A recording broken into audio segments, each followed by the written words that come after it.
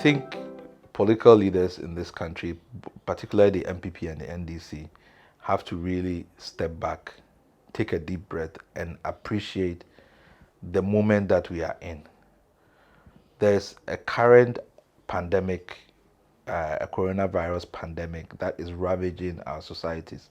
It's changed our economy. It's changed the way in which we are thinking about the future. We don't even know or appreciate what kind of impact it's going to have on ordinary citizens, their livelihoods, their economic opportunities. We don't know when this is going to end. There is so much to be done to think about how we are going to face the future and overcome this devastation. So that really puts this into context. Anybody that is going to be entrusted with the responsibility to govern this society by next year, January 7th, would need the cooperation and all the goodwill of the people of Ghana to be able to work. So this is the time that political leaders really have to be talking about unity and not conflict and dividing us. So we really need to have a different approach to any problems that we are going to have with elections.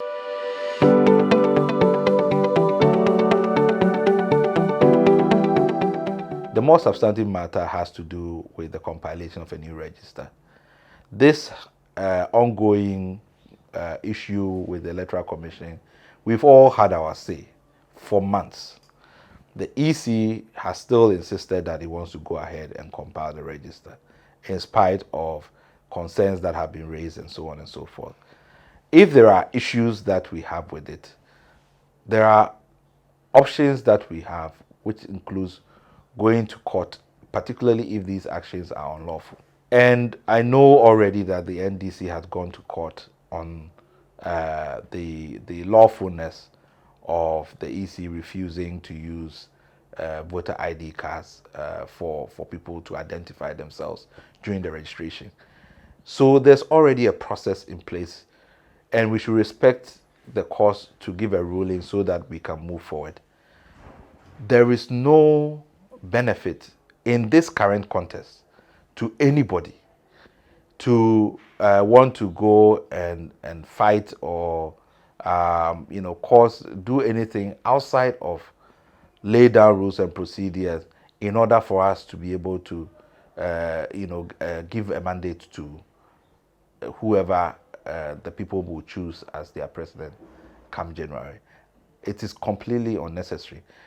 Of course, lawful processes will delay even an already encumbered registration process.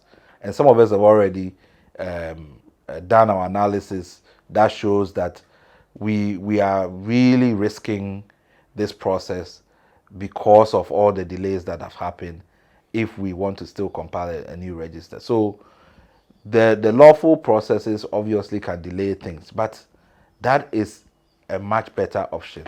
If we want to consider other options, which I think political options, which include bringing other people in, eminent persons and so on, to discuss how we can overcome this problem, I think we can also do that. But those are the options that we can pursue. Nothing short of that should be acceptable.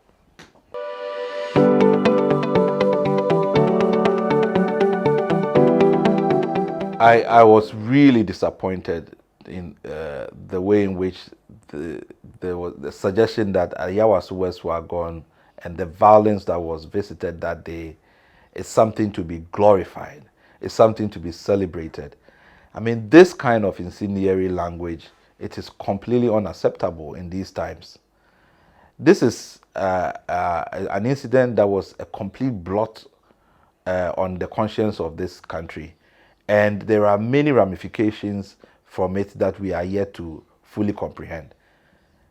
It actually took the president of Ghana, Akufo-Addo, to urge the political parties to set up a dialogue process through the National Peace Council so that we can deal with the issues of vigilantism. That is the extent to which the president of his own party went to make sure that we do not return to these very ugly actions, that happened at Ayawaso West Wagon. We have the Michelle Commission report, many issues that we still have not sorted out yet. We have a Vigilantism Act, which we want to implement to make sure that we don't return to these, very bad episodes in our political history. So anybody that suggests that this was something to be celebrated and repeated, really maybe has not paid attention or has not taken these matters seriously, but they are serious. So I really, it's very, very disappointing to hear that from a party leader. Yes, people would have very strong views and opinions, but we have to understand that the people we seek to serve, we have to even keep them alive first of all, before we can even serve them. And so when we are talking about conflict and violence and so on and so forth, so that people can have power to go and serve people, then we completely got it wrong. So I think that should be condemned in no uncertain terms.